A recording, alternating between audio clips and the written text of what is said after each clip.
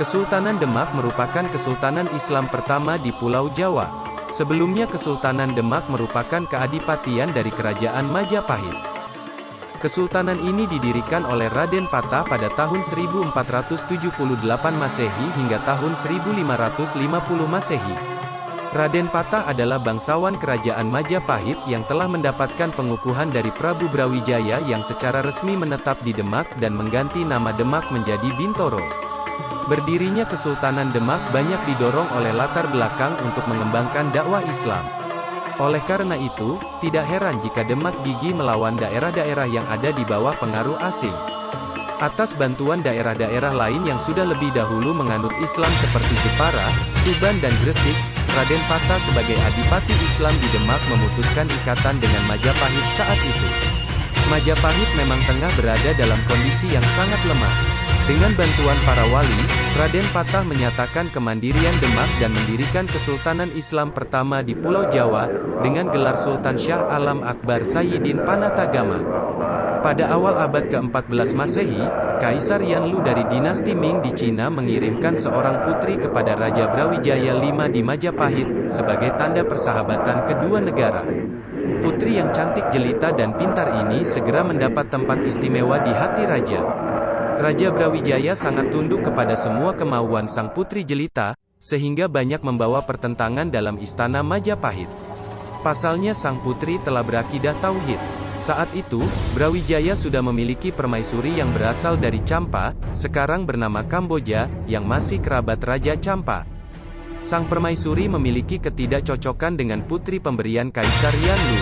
Akhirnya dengan berat hati, Raja menyingkirkan putri cantik ini dari istana. Dalam keadaan mengandung, sang putri dihibahkan kepada Adipati Palembang, yaitu Arya Dama. Nah, di sanalah Raden Patah dilahirkan dari rahim sang putri Dewi Kian. Nama kecil Raden Patah adalah Pangeran Jimbut. Pada masa mudanya Raden Patah memperoleh pendidikan yang berlatar belakang kebangsawanan dan politik. 20 tahun lamanya ia hidup di Istana Adipati Palembang.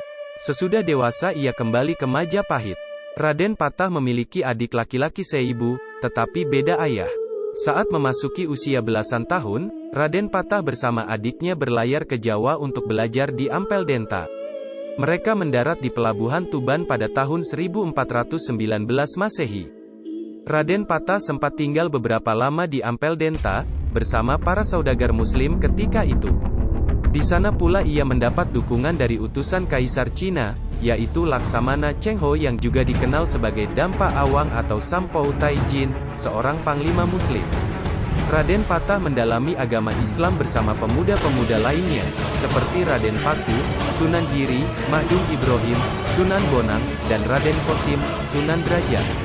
Setelah dianggap lulus, Raden Patah dipercaya menjadi ulama dan membuat pemukiman di Bintoro. Ia diiringi oleh Sultan Palembang, Arya Damar beserta 200 tentaranya. Raden Patah memusatkan kegiatannya di Bintoro, karena daerah tersebut direncanakan oleh Wali Songo sebagai pusat Kesultanan Islam di Jawa. Di Bintoro, Raden Patah juga mendirikan pondok pesantren. Penyiaran agama dilaksanakan sejalan dengan pengembangan ilmu pengetahuan. Perlahan-lahan daerah tersebut menjadi pusat keramaian dan perniagaan. Raden Patah memerintah Demak hingga tahun 1518 Masehi, dan Demak menjadi pusat penyebaran Islam di Jawa sejak pemerintahannya.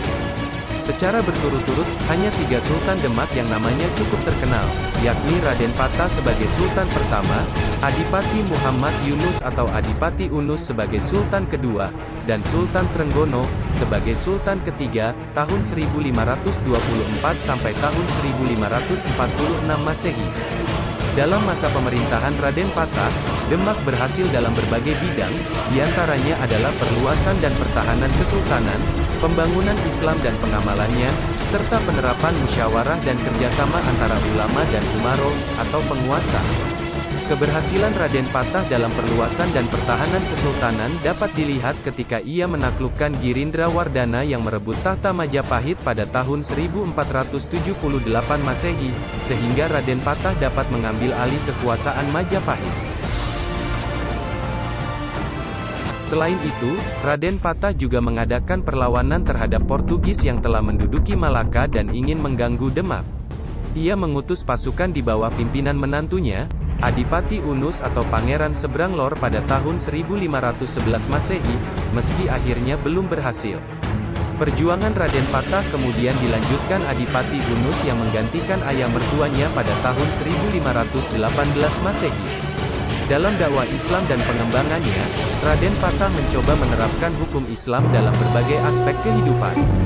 Selain itu, ia juga membangun istana dan mendirikan masjid pada tahun 1479 Masehi yang sampai sekarang terkenal dengan Masjid Agung Demak.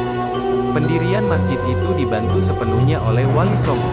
Di antara ketiga Sultan Demak Bintoro, Sultan Trenggono adalah yang berhasil menghantarkan Kesultanan Demak ke masa jayanya. Pada masa Sultan Trenggono, daerah kekuasaan Demak Bintoro meliputi seluruh Jawa serta sebagian besar pulau-pulau lainnya. Aksi-aksi militer yang dilakukan oleh Sultan Trenggono berhasil memperkuat dan memperluas kekuasaan Demak. Di tahun 1527 Masehi, tentara Demak menguasai Tuban, setahun kemudian menduduki Wonosari, Purwodadi, Jawa Tengah, dan tahun 1529 Masehi menguasai Gagelang, Madiun sekarang. Daerah taklukan selanjutnya adalah Medangkungan, Blora, tahun 1530 Masehi, Surabaya, tahun 1531 Masehi, Lamongan, tahun 1542 Masehi, wilayah Gunung Penanggungan, tahun 1545 Masehi, serta Blambangan sebagai kerajaan Hindu terakhir di ujung timur Pulau Jawa, pada tahun 1546 Masehi. Di sebelah barat Pulau Jawa, kekuatan militer Demak juga merajalela. Pada tahun 1527 Masehi, Demak merebut Sunda Kelapa dari Kerajaan Pajajaran, sebuah kerajaan Hindu di Jawa Barat, serta menghalau tentara-tentara Portugis yang akan mendarat di sana. Kemudian, bekerja sama dengan saudagar Islam di Banten, Demak bahkan berhasil meruntuhkan Kerajaan Pajajaran. Dengan jatuhnya Pajajaran, Demak dapat mengendalikan Selat Sunda. Melangkah lebih jauh, Lampung sebagai sumber lada di seberang selat tersebut juga dikuasai dan diislamkan. Perlu diketahui, panglima perang andalan Demak waktu itu adalah bernama Fatahillah, seorang pemuda asal Pasai, Sumatera, yang juga menjadi menantu Sultan Trenggono.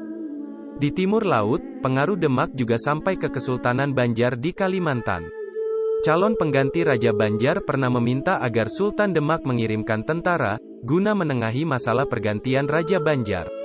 Calon pewaris mahkota yang didukung oleh rakyat Jawa pun masuk Islam, dan oleh seorang ulama dari Arab, sang pewaris tahta diberi nama Islam. Selama masa Kesultanan Demak, setiap tahun Raja Banjar mengirimkan upeti kepada Sultan Demak.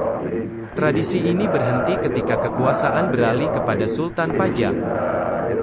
Di masa jayanya, Sultan Trenggono berkunjung kepada Sunan Gunung Jati. Dari Sunan Gunung Jati, Trenggono memperoleh gelar Sultan Ahmad Abdul Arifin. Gelar Islam seperti itu sebelumnya telah diberikan kepada Raden Patah, yaitu setelah ia berhasil mengalahkan Majapahit. Sultan Trenggono sangat gigih memerangi Portugis. Seiring perlawanan Demak terhadap bangsa Portugis sebagai kafir penjajah, Demak sebagai kesultanan Islam terkuat pada masanya meneguhkan diri sebagai pusat penyebaran Islam pada abad ke-16. Sultan Trenggono meninggal pada tahun 1546 Masehi, dalam sebuah pertempuran menaklukkan Pasuruan. Ia kemudian digantikan oleh Sunan Prawoto, Raden Mukmin. Setelah Sultan Trenggono menghantarkan Demak ke masa kejayaan, keturunan Sultan tersebut silih berganti berkuasa hingga munculnya Kesultanan Pajang.